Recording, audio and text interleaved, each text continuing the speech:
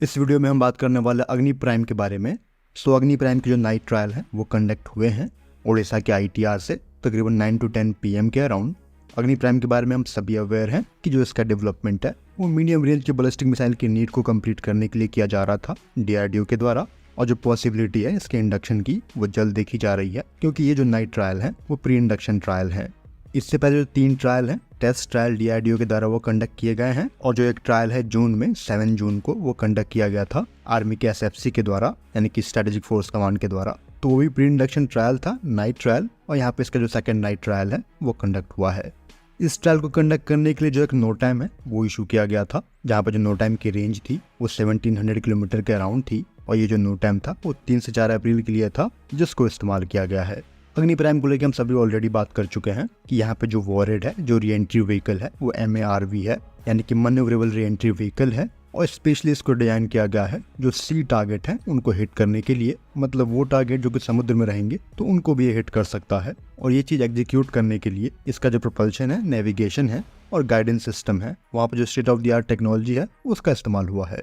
जो एक प्रोस्पेक्ट है चाइना के DF-21 और DF-26B को देखते हुए तो कुछ वैसा ही जो काउंटर है वो ये लेके आएगा, और आने वाले समय में जो इंडियन ओशन रीजन है जहाँ पर जो चाइनीज वेसल है वो और भी बड़े नंबर में दिखने वाले हैं, तो उस चीज को काउंटर करने के लिए और जो एक स्ट्रेटेजिक बैलेंस है वो बनाए रखने के लिए जो इस तरह की मिसाइल है वो क्रूशियल थी।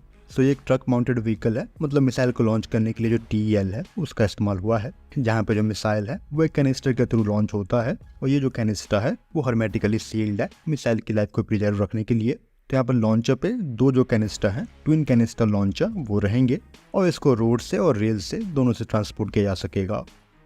अगर मिसाइल के बारे में बात करेंगे तो मिसाइल कोल्ड लॉन्च सिस्टम है, मतलब कैनिस्टर से निकलने के बाद जो इग्निशन है वो होगा, और यहाँ पे जो प्रोपल्शन के स्टेज हैं 2 स्टेज दिए गए हैं जो कि सॉलिड रॉकेट मोटर हैं, और ये दोनों ही स्टेज हैं वो कंपोजिट मटेरियल के हैं, मतलब जो कंपोजिट मोटर कास्टिंग है वो की गई है।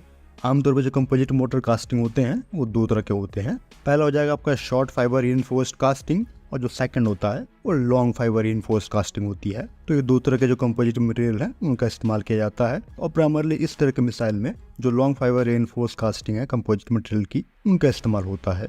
और जो कंपोजिट मटेरियल है उनकी कास्टिंग करते वक्त जो n नंबर ऑफ स्टेप है वो दिए जाते हैं, और यहाँ पे जो स्टेप है वो इसलिए भी दिए जाते हैं ताकि जो हूप स्ट्रेस है, सर्कमफ्रेंशियल स्ट्रेस जो इस पर लगेगा जो कई मेगापास्कल में होंगे, तो उस तरह के स्ट्रेस को डिस्ट्रीब्यूट किया जा सके यूनिफॉर्मली। और जो दूसरे इंप्रूवमेंट रहेंगे कास्टिंग को लेके कंपोजिट मटेरियल की, वो इसके जो कनेक्टर हैं उसको लेके रहेंगे। यहाँ पे जो कनेक्टर होते हैं वो किसी भी सॉलिड मोटर की कास्टिंग के जो एंड है, यानी कि रियर एंड और फ्रंट एंड, दोनों एंड पे रहते हैं इस तरह के कनेक्टर, और कहीं ना कहीं जो उसके कनेक्टर होते हैं उसका वेट और जो उसका परफॉर्मेंस है दोनों ही मिसाइल के बैलिस्टिक परफॉर्मेंस को अफेक्ट करते हैं।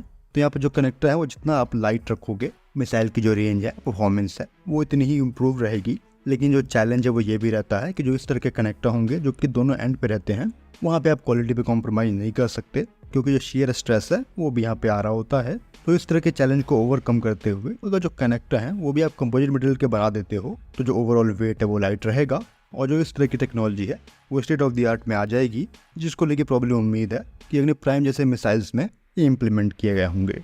और जो यहाँ पे CEP है वो 10 मीटर से नीचे की है। गाइडेंस के लिए यहाँ पे रिंग लेजर जायरो इस्तेमाल हो रहा है, और रिडंडेंसी को बनाए रखने के लिए जो माइक्रो इनर्शियल नेविगेशन है डिजिटल कंट्रोल के साथ वो यहाँ पे दिए गए हैं, और जो नेविक सैटेलाइट है वो इसको ऑगमेंट करता है गाइडेंस में। अगर स्ट्राइक रेंज की बात करेंगे तो कुछ इस तरह की जो स्ट्राइक रेंज है अलग अलग लोकेशन पर डिप्लॉय करने के बाद वो देखने को मिलेगी। अगर जो डिप्लॉयमेंट है वो महाराष्ट्र में होता है तो कुछ ये वाला जो स्ट्राइकिंग एरिया है वो मिलेगा। ग्वालियर में होता है तो पाकिस्तान तक जो स्ट्राइकिंग है वो हो सकती है। अगर व्हीलर आइलैंड पे होता है ITR पे तो जो स्ट्राइकिंग रेंज है वो चाइना के मेनलैंड तक जाती है। तो डिपेंड करेगा डिप्लॉयमेंट पे कि जो स्ट्राइकिंग रेंज है वो कहाँ तक रहेगी। प्रॉब्लम जिनके डिप्लॉयमेंट है वो ईस्टर्न और वेस्टर्न कोस्ट पे ही दिखेंगे IER को प्रोटेक्ट करने के लिए, और जो कि स्ट्रेटेजिक बैलेंस है वो बनाए रखने के लिए। होपफुली जो इंडक्शन है वो जल्द देखने को मिलेगा। फिलहाल इस वीडियो में इतना ही। जय हिंद।